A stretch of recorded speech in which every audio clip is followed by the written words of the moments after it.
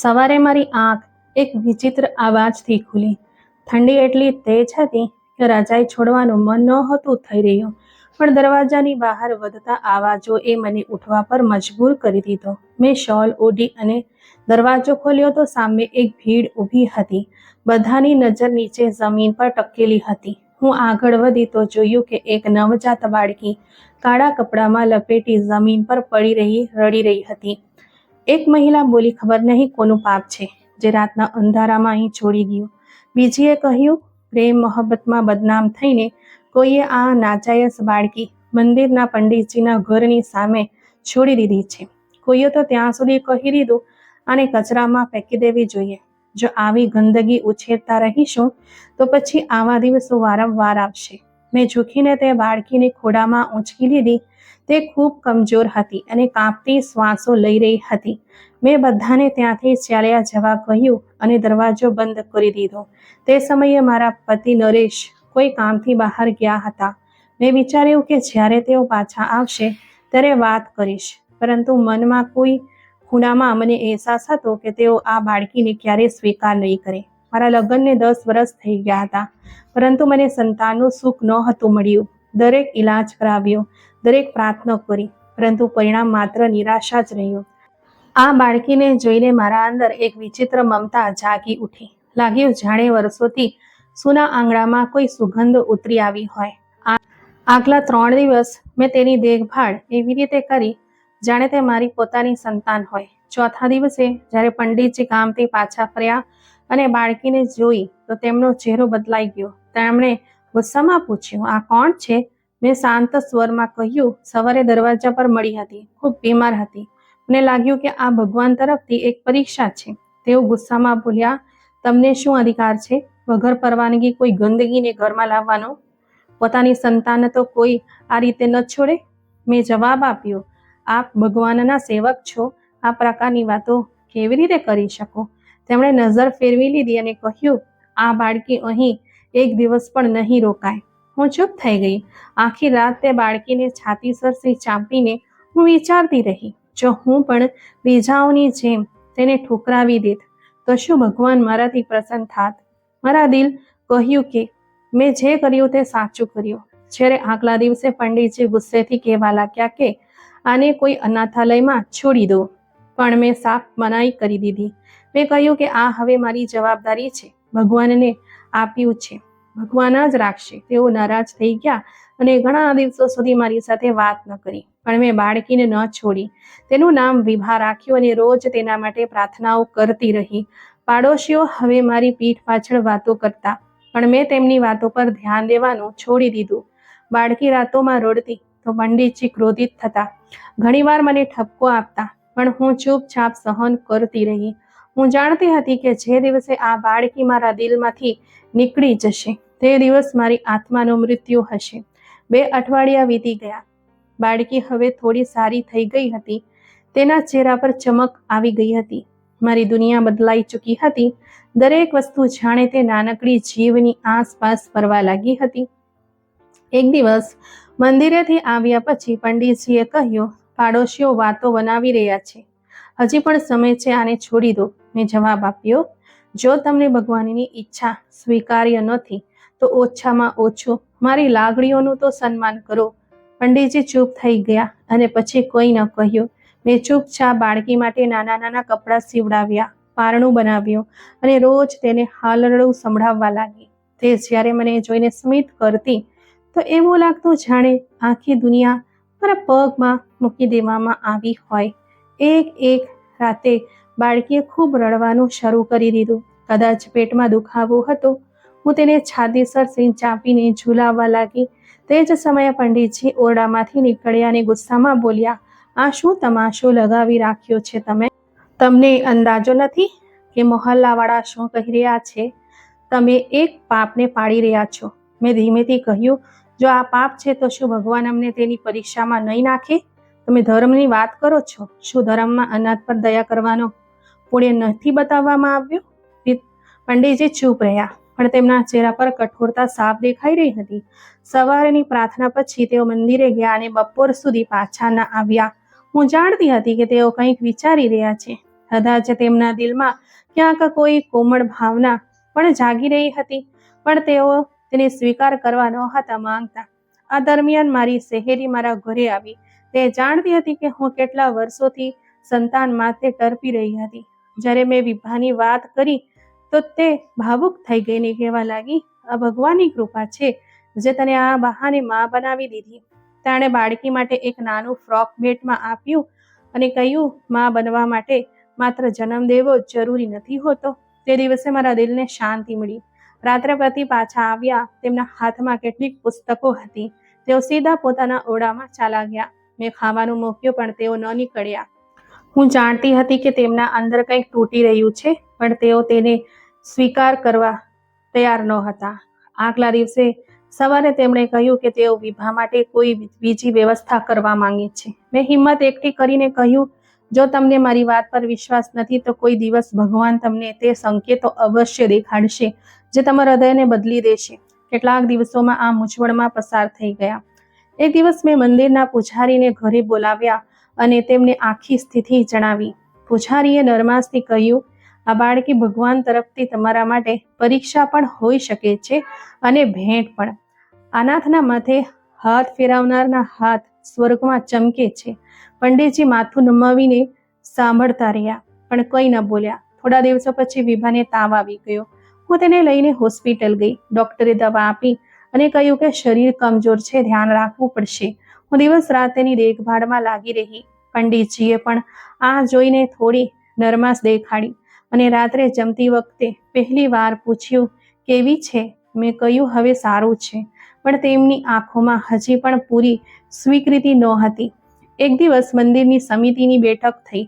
પંડિતજી માટે ભથ્થું વધારવાનો નિર્ણય થયો હતો. સાથે જ એક શ્રદ્ધાળુએ જણાવ્યું કે મંદિરવાળાઓએ એક પ્લોટ ખરીદ્યો છે જેના પર પંડિતજી માટે મકાન બનાવવામાં આવશે. આ સાંભળીને પંડિતજી ખૂબ પ્રસન્ન થયા.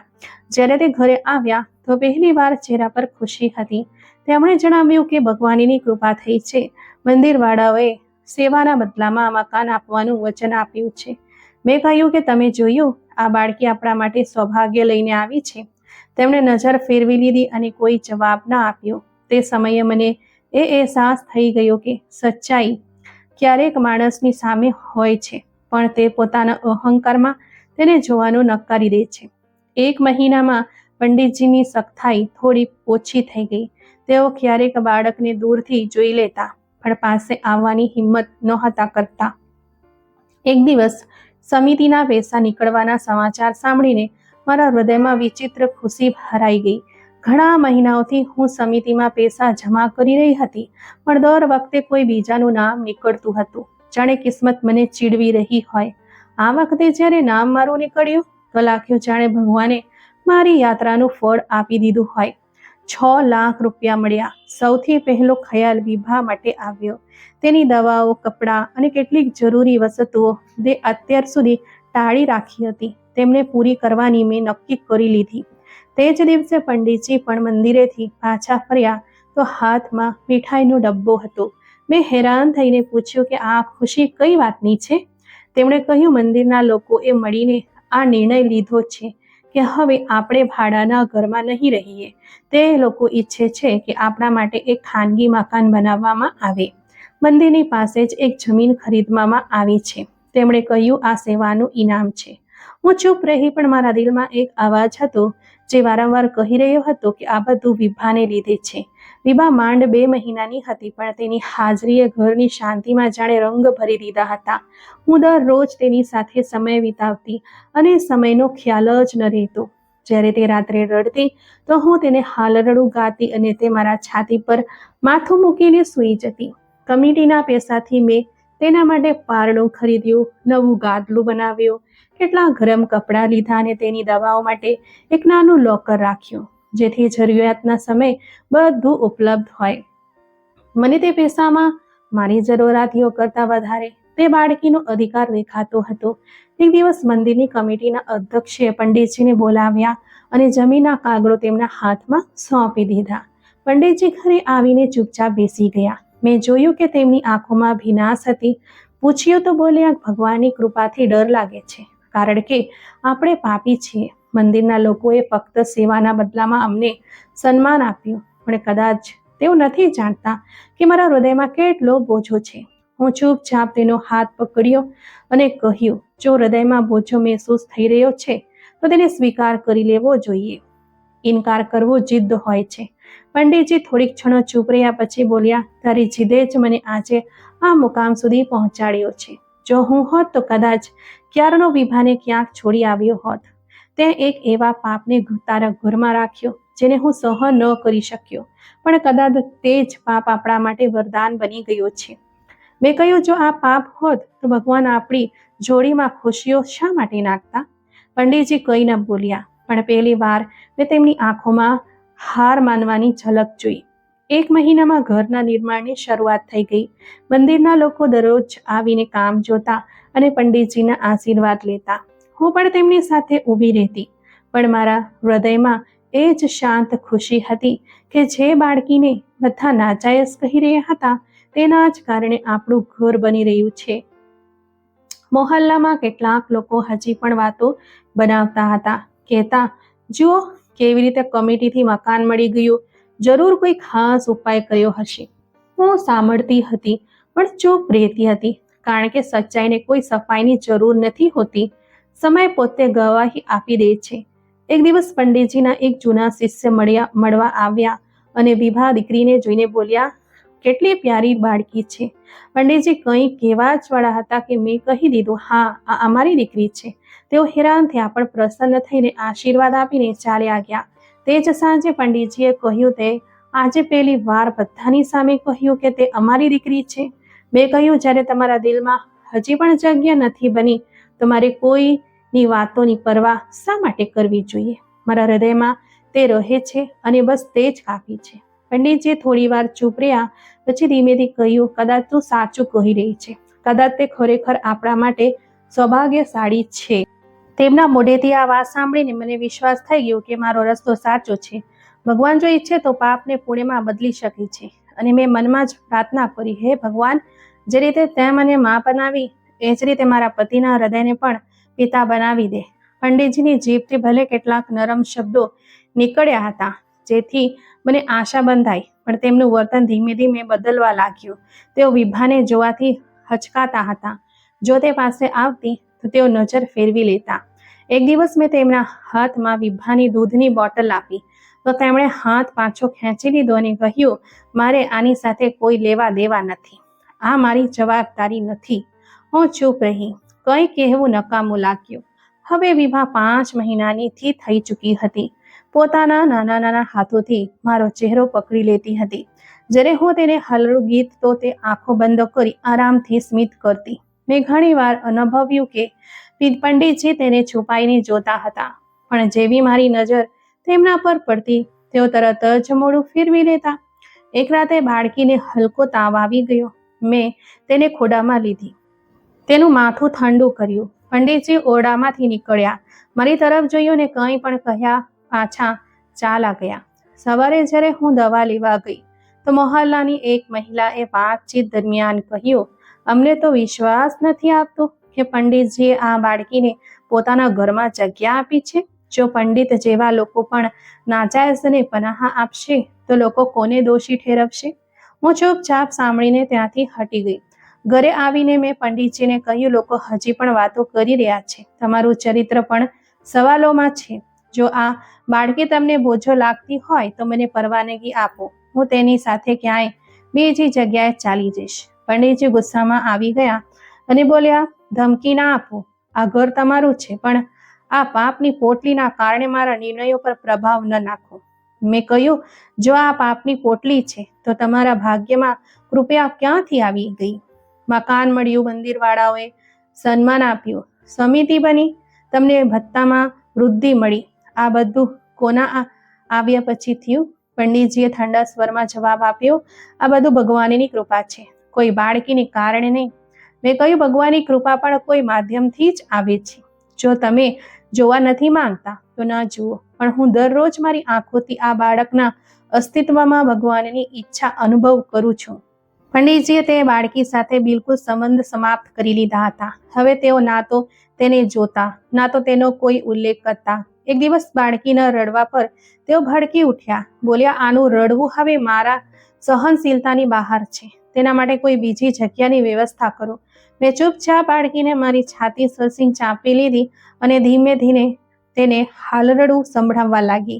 તે જ સમયે પંડિતજીના મઠનો એક વિદ્યાર્થી બીમાર થઈ ગયો. મેં જોયું કે તેઓ તેના માટે ચિંતિત થઈ ઉઠ્યા.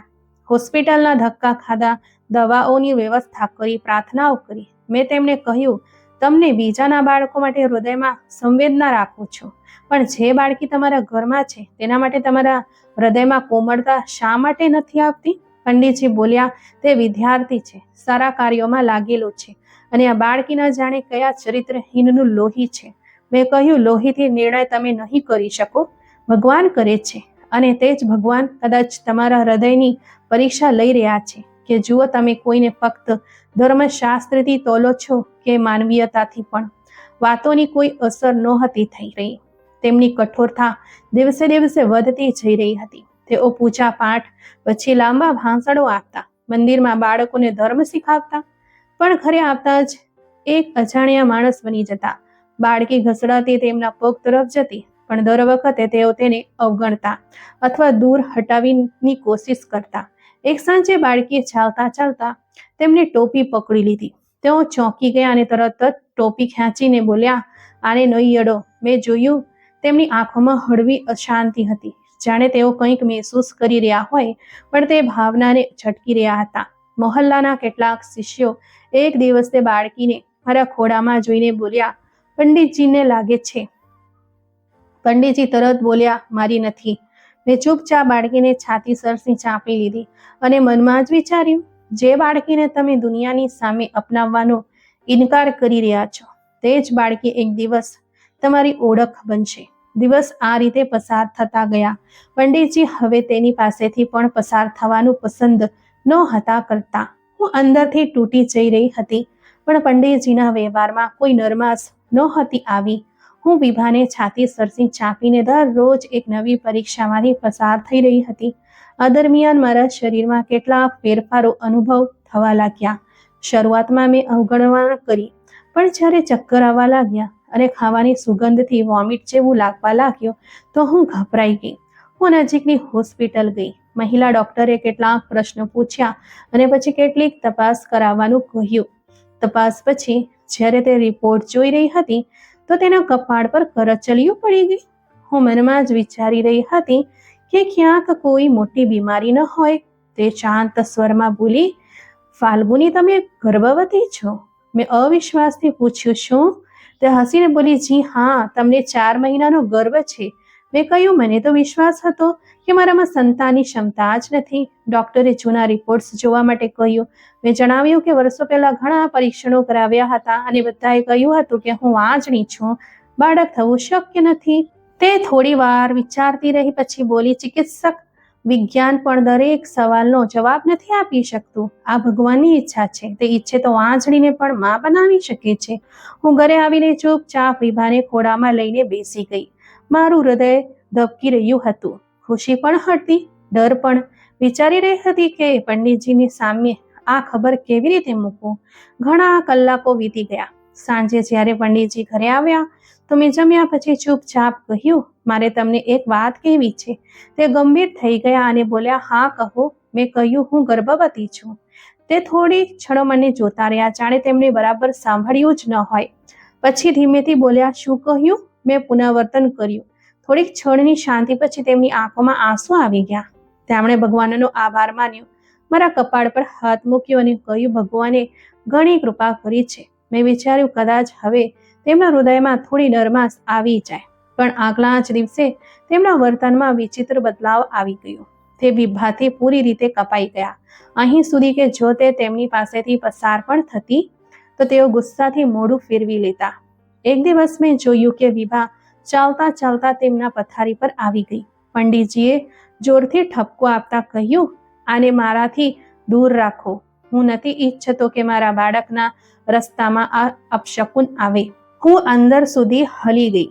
આ તે જ બાળકી છે જેને તમે ઘણીવાર મારા ખોળામાં જોઈને ધિક્કારી હતી, પણ આજે જ્યારે તમને તમારી સંતાનનું સુખ મળવાનું છે તો તમે આ બાળકીને અશુભ કહેવા લાગ્યું.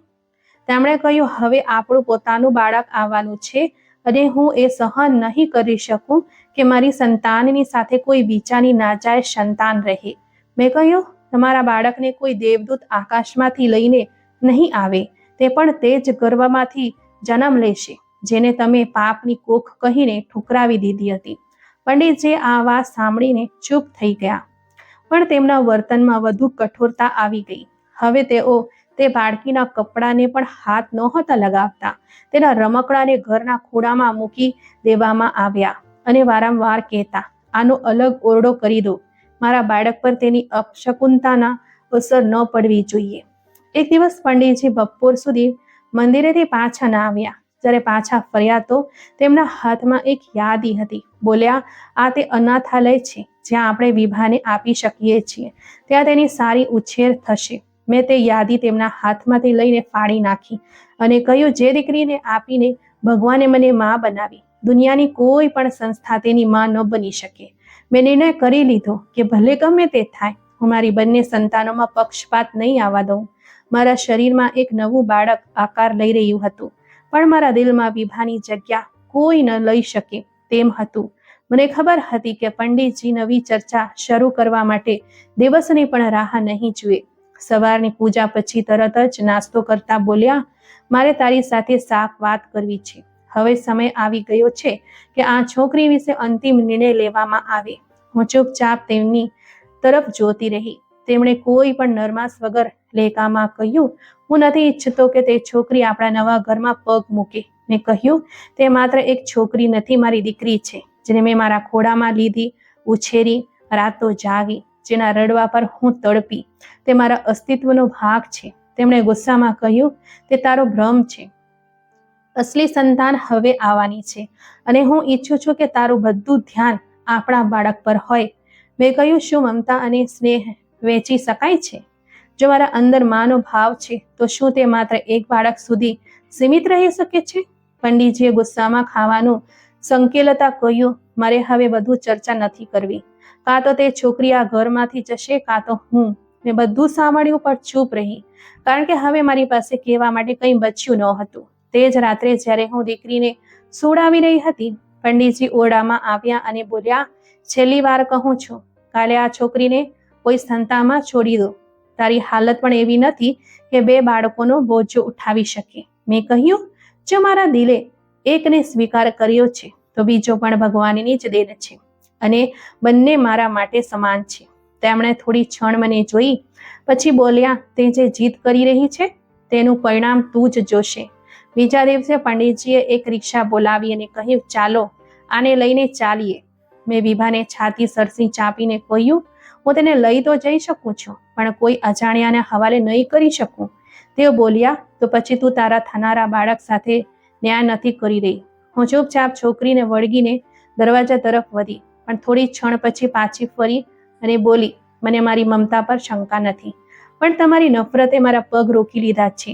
હું આ પગલું ત્યારે ઉઠાવીશ જ્યારે મારા મનમાં જરા પણ શંકા હશે કે આ દીકરી મારા માટે પરીક્ષા છે.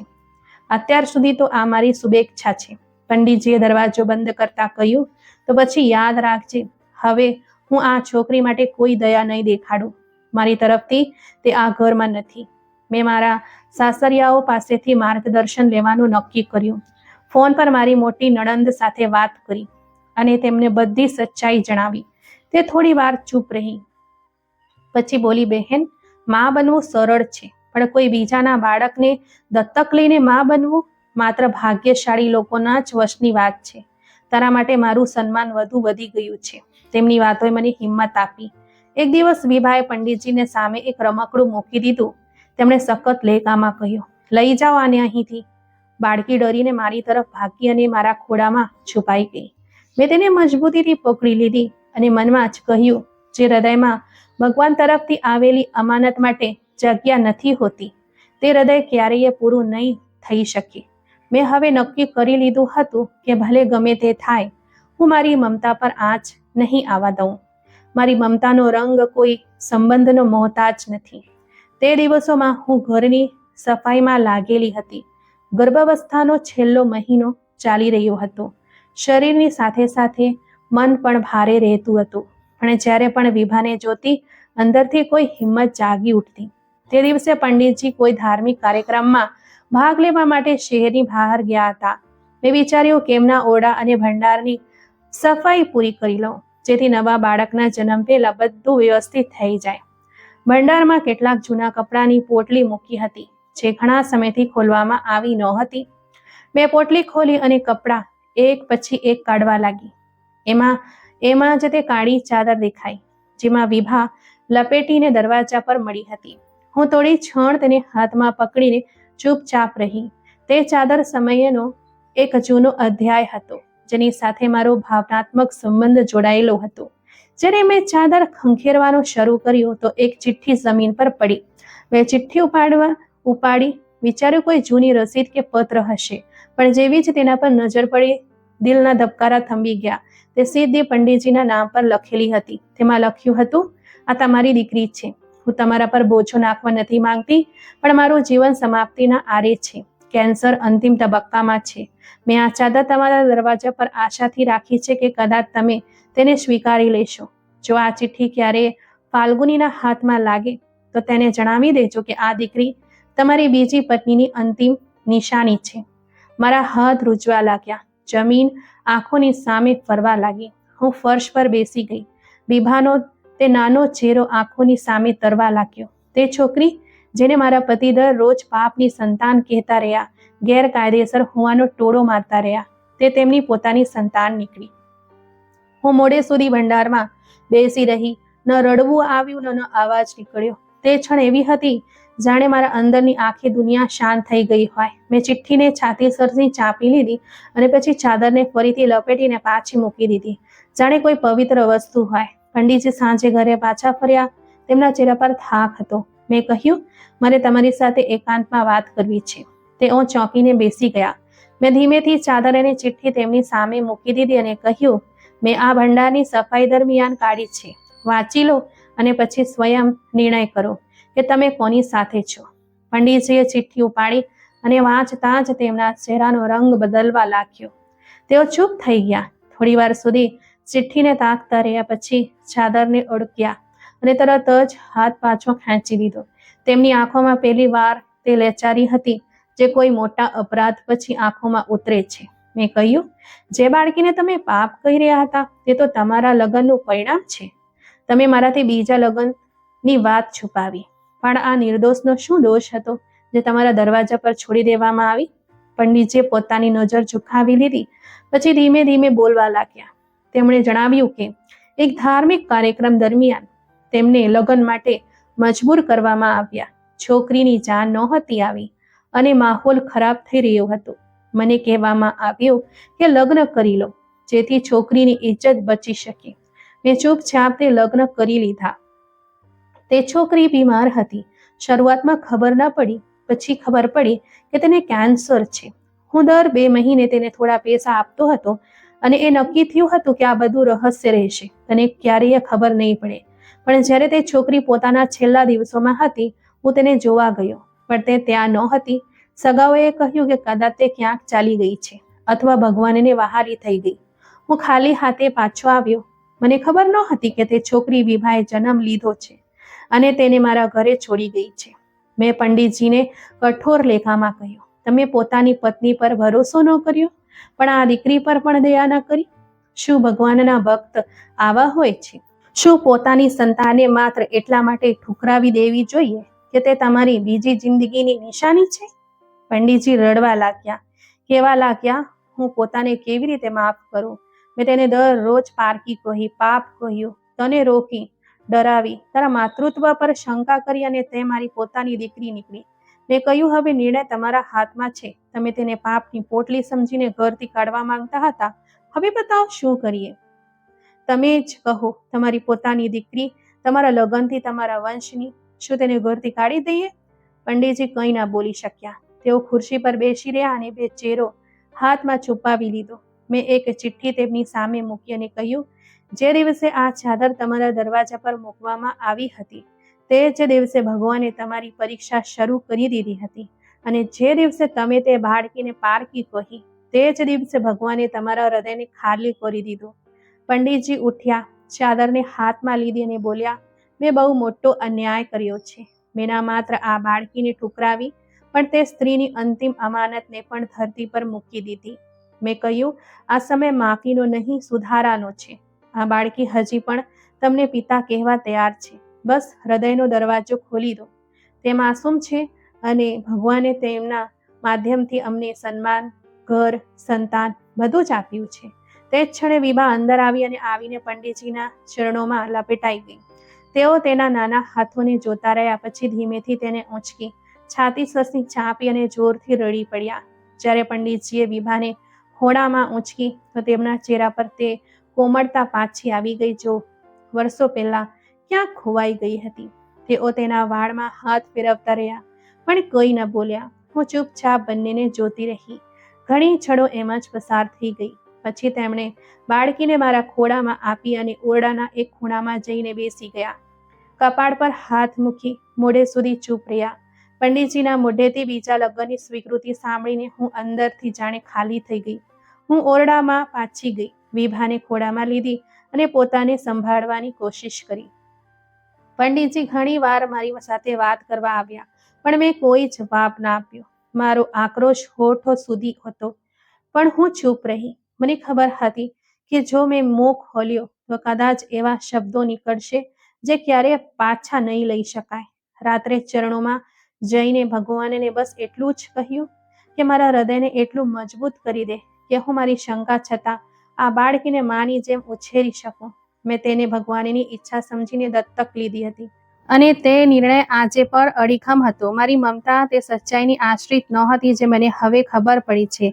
બીજા દિવસે પંડિતજી ચૂપચાપ બેસી રહ્યા. તેમણે જમવાનું ખાધું અને પાછા આવીને મારી પાસે બોલ્યા, જો તું ઈચ્છે તો હું આ લગ્ન સમાપ્ત કરી દઉં, તને છોડી દઉં, અથવા જે સજા દેવી હોય તે પણ સ્વીકાર્ય છે. મેં કહ્યું, સજા હું નહીં આપું, સમય આપશે. જે બોજો તે વર્ષો છુપાવ્યો તે હવે મારા ખબર પર આવી ગયો છે. તે બીજા લગ્ન કર્યા, પણ આ બાળકને પણ સ્વીકાર ન કર્યો, અને મને વાંચણી કહીને મારા ધૈર્યને વારંવાર તોડ્યો. હવે જ્યારે સચ્ચાઈ સામે આવી ગઈ છે, તો શું હું મારું કર્તવ્ય છોડી દઉં? નહીં. જે જવાબદારી મને ભગવાને આપી છે, હું તેની જવાબદારી ઉઠાવીશ, ભલે તમે સાથ આપો કે ન આપો. પંડિતજીએ નજર ઝુકાવીને કહ્યું, તે બહુ ધૈર્ય દેખાડ્યું. તારા જેવી સ્ત્રી દરેકના ભાગ્યમાં નથી હોતી. મેં કહ્યું, ત્યાં પણ એ જ કર્યું જે અવારનવાર પુરુષો કરે છે. ચૂપચાપ પોતાનો રસ્તો પસંદ કર્યો અને સ્ત્રી પર વિશ્વાસ ન કર્યો. પણ હું તે નહીં બનું જે તારી ચૂપકીનો બદલો લે. હું તે બનીશ જે તે બાળકીને તેની જન્મ દેનારી માંથી પણ વધારે પ્રેમ આપે. એક દિવસ મારી નણંદ ઘરે આવી. તે બધી સચ્ચાઈ જાણી ચૂકી હતી. બોલી, મને આશ્ચર્ય છે કે તું તે આઘાત પછી પણ સ્થિર છે.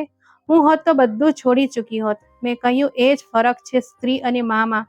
જો આ બાળકી મારી કોખની નથી, તો પણ મેં તેને મારા દિલથી જન્મ આપ્યો છે.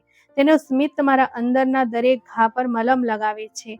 વિભા હવે ઉઠવા લાગી હતી. દરેક પગલે લથડિયા ખાતી, પડતી, પછી સંભાળતી, જાણે મારી પોતાની જિંદગીનું પ્રતિબિંબ હોય.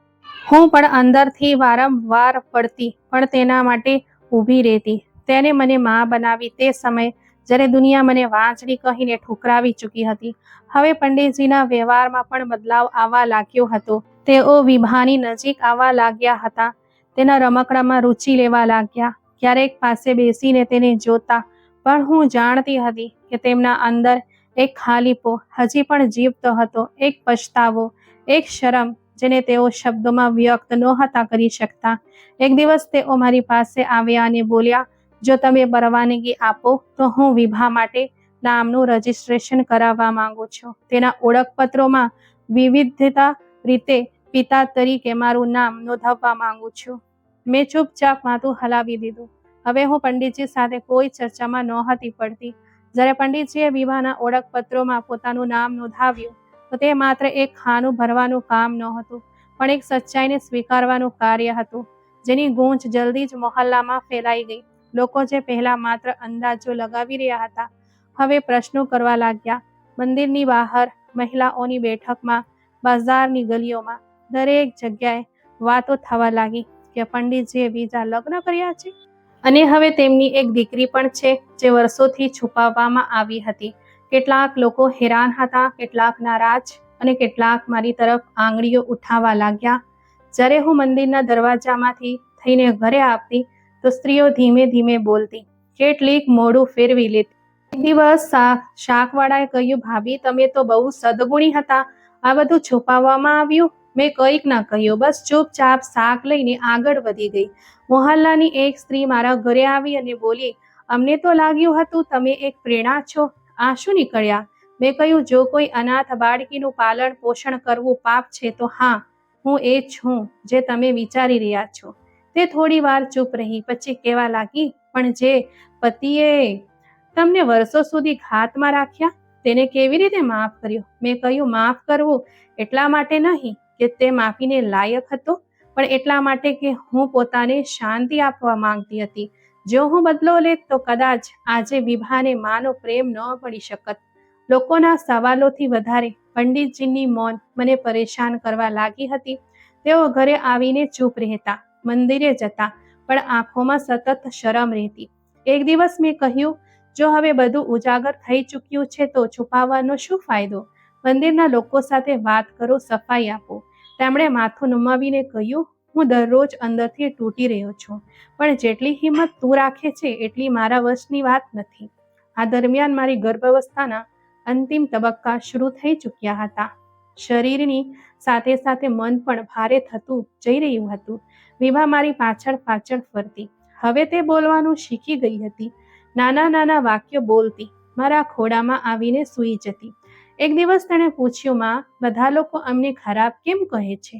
મેં કહ્યું, દીકરી, સાચું બોલનારાઓને દુનિયા હંમેશા ખરાબ જ કહે છે, પણ જે સાચની સાથ હોય છે તેમના પર ભગવાનના આશીર્વાદ હોય છે. હવે મારી હાલત એવી થઈ ચૂકી હતી કે હું વધારે વાર સુધી ઊભી પણ ન રહી શકતી હતી. એક દિવસ જ્યારે હું બજાર ગઈ તો પાછળથી કોઈ મહિલાએ અવાજ આપ્યો, આ તે જ છે ને જેનો પતિ બેવડી પ્રકૃતિનો હતો? મેં પાછળ ફરીને ન જોયું, પણ દિલની અંદર ક્યાંક એક વિફલતા જેવી ઉઠી. જ્યારે ઘરે આવી તો વિભા મારી પાસે આવી અને હસીને બોલી, માં, જુઓ, મેં ચિત્રો બનાવ્યા છે. તે કેટલીક ગૂંચવાયેલી રેખાઓ હતી, પણ એક રૂપરેખા જરૂર હતી.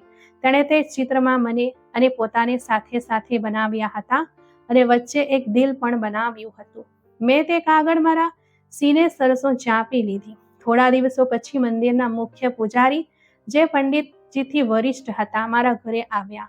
તેમણે કહ્યું, દીકરી, તે ઘણું સહન કર્યું છે, પણ જે કર્યું છે તે દરેક મહિલા નથી કરી શકતી. મેં જવાબ આપ્યો, મેં ફક્ત મારું કર્તવ્ય નિભાવ્યું છે. તેમણે કહ્યું, તે એક તૂટતા સંબંધને માત્ર સંભાળ્યો જ નથી, પણ તેને નવો પાયો પણ આપ્યો છે.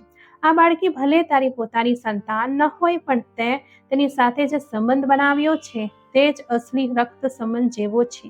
તે વાતચીતના થોડા જ દિવસો પછી પંડિતજીએ મંદિરમાં સાર્વજનિક રીતે જાહેરાત કરી.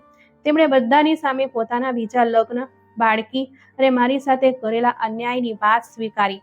કેટલાક લોકો હેરાનીથી જોવા લાગ્યા, કેટલાક સાંભળ્યા વિના જ ચાલા ગયા, પણ કેટલાક લોકોએ કહ્યું, તમે સાચું બોલીને પોતાની ઇજ્જત પાછી મેળવી લીધી. જાહેરાત પછી ઘરના માહોલમાં એક શાંત બદલાવ મહેસૂસ થવા લાગ્યો. હવે તે પંડિતજી અવારનવાર વિભાને ધ્યાનથી જોવા લાગ્યા હતા. જ્યારે તે કંઈક બોલતી તેઓ સ્મિત કરી દેતા, પણ તેમના વ્યવહારમાં હજી પણ એક અંતર અનુભવ થતું હતું, જાણે તેમના હૃદયમાં કોમળતા આવી ગઈ હોય, પણ શબ્દો સાથ ના આપી રહ્યા હોય. હું આ બધું જોતી અને ચૂપ રહેતી, કારણ કે હું જાણતી હતી કે પસ્તાવો જ્યારે અંદર બેસી જાય છે તો તે વ્યક્તિના અસ્તિત્વ પર એક ઊંડી ચીપકુનીનું પણ પાથરી દે છે. વિભા દિવસે દિવસે ચંચળ થતી જઈ રહી હતી. હવે તે બોલવાનું શીખી ગઈ હતી. નાની નાની વાતો પર હસતી અને દરેક સમયે મારા અથવા પંડિતજીની આસપાસ ફરતી રહેતી. તે અવારનવાર પંડિતજી પાસે જઈને બેસી જતી અને તેમના હાથમાં કોઈ રમકડું પકડાવી દેતી. તેઓ બસ જોઈને હળવેથી માથું હલાવી દેતા અથવા ધીમેથી હસી દેતા. ક્યારેક જ્યારે તે તેમના ખોળામાં ચડવાની કોશિશ કરતી તો તેઓ એક ક્ષણ થોભીને તેને બાહોમાં લઈ લેતા, પણ જલ્દી છોડી દેતા, જાણે તેમના હૃદયનો બોજો તેમની બાહોમાં ટકી ન રહ્યો હોય. એક રાત્રે મેં જોયું કે તેઓ મંદિરમાં ભગવાનના ચરણોમાં જઈને રડી રહ્યા હતા. હું ચૂપચાપ દરવાજા પાછળ ઊભી રહી. તેમણે માથું ઉચક્યું અને રડતા રડતા કહેવા લાગ્યા, હે ભગવાન, મેં મારી દીકરીને ના ઓળખી. તેને મારા માટે ક્ષમાનું માધ્યમ બનાવ્યું અને મેં તેને પાપ કહ્યું. મને ક્ષમા કરી દો. આ પહેલો અવસર હતો જ્યારે મેં તેમના મોઢેથી તે વાક્યો સાંભળ્યા જેને મારું હૃદય વર્ષો પહેલા અનુભવ કરી ચૂક્યું હતું. તે જ દિવસે સવારે તેઓ મંદિરે ન ગયા, ચૂપચાપ બેસી રહ્યા. વિભા તેમની પાસે આવી, તેમના ઘૂંટણો પર ચડી અને પોતાના નાના હાથોથી તેમના ચહેરાને સ્પર્શવા લાગી. પંડિતજીએ તેને પકડીને પોતાના ખોળામાં બેસાડી દીધી. બાળકીએ ખુશીથી ખિલખિલાટ હસી અને તેમની દાઢી પકડી લીધી. હું દરવાજા પર ઊભી હતી. પંડિતજીની આંખો આંસુથી ભરાઈ ગઈ. તેમણે બાળકીને છાતી સરસી ચાંપી અને તેના કપાળ પર ચુંબન કર્યું. પછી તેમણે તેને ખોળામાં લઈને મને બોલાવી. હું અંદર આવી તો તેમણે કહ્યું, આજે પહેલી વાર હૃદય હળવું લાગ્યું છે. મેં વર્ષો આ માસૂમ પાસેથી તે છીનવાની કોશિશ કરી જે તેનો અધિકાર હતો. મેં તેને મારી દીકરી કહેવામાં વાર લગાડી, પણ આજે તે શબ્દ સ્વયં હોઠો પર આવી ગયો. મેં કહ્યું, ભગવાનને ત્યાં વાર છે, અંધેર નથી. જે ક્ષણે તમારા હૃદયમાં કોમળતા આવી તે જ ક્ષણે આ બાળકીએ તમને પોતાના પિતા માની લીધા. તે દિવસે પછી પંડિતજીનું બાળકી પ્રત્યેનું વર્તન આખી રીતે બદલાઈ ગયું. તે હવે તેને મંદિરે લઈ જતા, રસ્તામાં રમકડા અપાવતા અને તેને ખોળામાં લઈને લોકોને મળાવતા. પણ એક વાત સ્પષ્ટ હતી, પંડિતજીએ પોતાની દીકરીને હૃદયથી સ્વીકારી લીધી હતી. વિભાએ પણ તે પરિવર્તનને તરત જ અનુભવ કર્યો. તે પંડિતજીને હવે પપ્પા કહીને બોલાવવા લાગી અને જ્યારે તે જવાબ આપતા તો તેની ખુશી જોવા જેવી થતી. તે તેમના ખભા પર માથું મૂકીને સૂઈ જતી અને હું ચૂપચાપ જોતી, જાણે વર્ષો પછી કોઈ પ્રાર્થના પૂરી થઈ હોય. એક અઠવાડિયા પછી મારા દીકરાનો જન્મ થયો. સ્વસ્થ, સુંદર અને શાંત સ્વભાવવાળો. મેં તેનું નામ સોહન રાખ્યું. જ્યારે મેં વિભાને સોહમ પાસે સુવડાવી તો તેણે તેને ચુંબન કરીને કહ્યું, આ મારો ભાઈ છે ને? મેં હામાં માથું હલાવ્યું. તે ખુશીથી તાળીઓ પાડવા લાગી. મારું હૃદય ભરાઈ આવ્યું. મારા માટે બંને બાળકો એક જેવા હતા. મેં ક્યારેય તેમનામાં કોઈ ભેદભાવ ન કર્યો, ના કોઈને ઓછો કે વધારે પ્રેમ કર્યો. પંડિતજી પણ નિયમિત રીતે બંને બાળકો સાથે સમય વિતાવતા હતા. ક્યારેક વિભાને મંદિરે લઈ જતા તો ક્યારેક સોહમને ખોળામાં ઊંચકીને હાલરડા સંભળાવતા.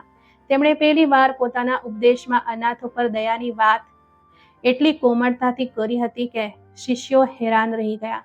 મોહલ્લાવાળાઓનું વર્તન પણ ધીમે ધીમે બદલાવા લાગ્યું. જે મહિલાઓ પહેલા ફૂસફૂસાટમાં મારો ઉલ્લેખ કરતી હતી હવે નમસ્તે કરીને પસાર થવા લાગી. કેટલાકે તો આવીને માફી પણ માંગી. વિભા હવે નિશાળ જવા લાગી હતી. તે બાકી બાળકોથી વધુ બુદ્ધિમાન હતી. મઠની છોકરીઓમાં પણ તેનું નામ સન્માનથી લેવામાં આવતું હતું.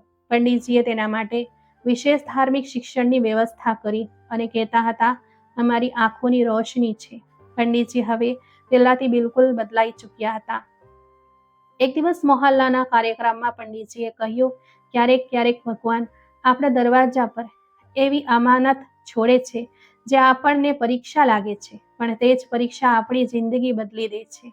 લોકો આપણા કર્મોનો હિસાબ નથી પૂછતા, તેઓ આપણા સાચા વર્તનથી આપણને ઓળખે છે. મેં ક્યારેય બંને બાળકોમાં પક્ષપાત ન કર્યો. જો સોહમ માટે રમકડું આવ્યું તો વિભા માટે પણ આવ્યું. જો સોહમ માટે કપડાં સીવડાવ્યા તો વિભા માટે પણ.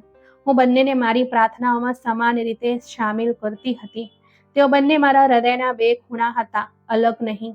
હવે ઘરમાં પહેલાથી પણ વધારે શાંતિ હતી. મને અનુભવ થયું કે જે મૌન વર્ષોથી દિવાલોમાં ગૂંજતી હતી તે હવે પ્રેમની સ્મિતમાં બદલાઈ ગઈ છે. મારું ત્યાગ, મારું મૌન અને મારા ધીરજનું ફળ હવે મને મારા બાળકોના ચહેરા પર દેખાય છે. પંડિતજીએ મંદિરના પુસ્તકાલયમાં વિભા નામથી એક ખૂણો સમર્પિત કર્યો જ્યાં તેઓ બાળકીઓ માટે યોગ્ય પુસ્તકો રાખતા હતા. તેમનું કહેવું હતું, મારી દીકરી માત્ર ગીતા યાદ કરનારી નહીં બને, તે વિદ્વાન બનશે, ધર્મ અને દુનિયા બંનેનું જ્ઞાન રાખનારી. મહિના વર્ષોમાં બદલાતા ગયા. સોહમ નિશાળે જવા લાગ્યો. હું અવારનવાર સાંજે આંગણામાં બેસીને વિચારતી હતી, જો તે દિવસે દરવાજા પર પડેલી તે બાળકીને જોઈને હૃદય ફેરવી લીધું હોત અથવા લોકોની વાતોમાં આવીને કોઈ સંસ્થાને સોંપી દીધી હોત તો કદાચ આજે પણ હું ખાલી છોડી લઈને ભગવાનને સવાલ કરતી રહી હોત. ભગવાન દ્વારા આપવામાં આવેલી પરીક્ષામાં માત્ર વાતોથી નહીં કર્મોથી સફળ થવાનું હોય છે. આ તે માતા જેવી સ્ત્રીઓની વાર્તા છે જે કોઈ બાળકના માથે હાથ રાખે છે તો ભગવાન તેમના માથે પોતાના આશીર્વાદ રાખે છે. અને આ સંદેશ તે બધા લોકો માટે છે જે સંબંધોને માત્ર લોહીના માપદંડથી માપે છે.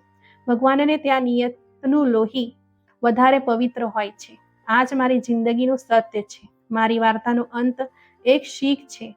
જે દુઃખ તમને બીજાનું લાગે છે તે તમને ભગવાનની વધારે નજીક લઈ જાય છે. ક્યારે કોઈને પાપની પોટલી ન સમજો. શું ખબર તે તમારા માટે કૃપાનો દરવાજો હોય.